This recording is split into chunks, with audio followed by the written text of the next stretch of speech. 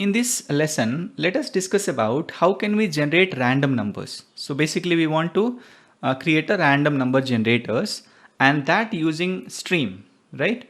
So we want to create random number from 1 to 10, and let's say the total number of random values we want is also 10, right? So let us create a class. The class name will be random number printer, or generator, we can give any name. Basically we want to print also, so it's printer is also fine. Now we know in Java we have random class to generate random numbers, so we can create instance of random new random. Now random class has a method ints. Basically it has lots of methods. So ints, what it returns, a int stream.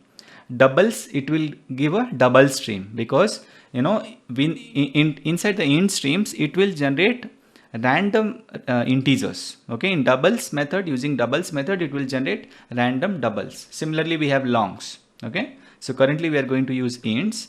Now if I look inside this ints method, okay, it has few overloaded method.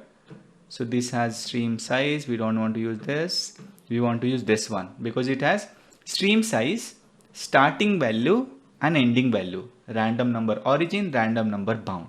So this is what we want to use. Okay, it has a lot of overloaded method here. Okay, so basically we want to use, let's say, 10 values starting with 0 and ending with 10.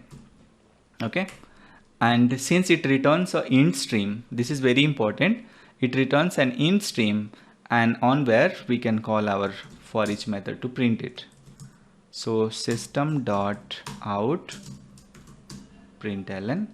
Now this should be printing all the random numbers starting between 0 to 10, and their values are going to be 10. I mean their number is going to be 10. So you can see here.